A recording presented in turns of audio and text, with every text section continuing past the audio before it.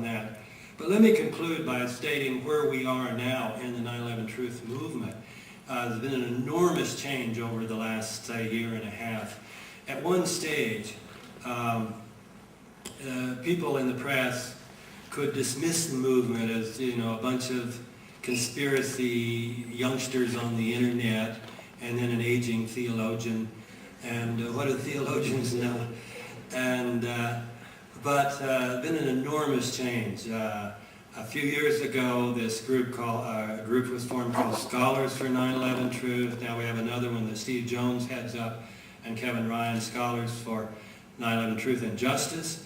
But then Veterans for 9/11 Truth. So now we've got increasing number of former military officers who have joined the 9/11 Truth movement. And then another one, Pilots for Truth. So you have growing number of pilots who are saying the official story about the flight into the Pentagon and the flight into it just couldn't have happened with amateur pilots.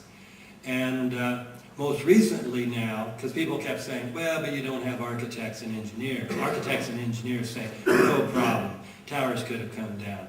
Well, people claimed there were architects and engineers saying that on the government payroll, but now there's an organization called Architects and Engineers for 9/11 Truth. You can find all these by going on Google. And just within a few months, they've got, I think, 200 members already. So and these are very professional people in these organizations. So you now have a growing consensus of professional testimony that the official story is false. We've even got former CIA analysts. We've got 3 major ones already. Ray McGovern, Bill Christensen, and most recently Robert Baer. If you saw the movie Syriana, it's based on a book that he wrote.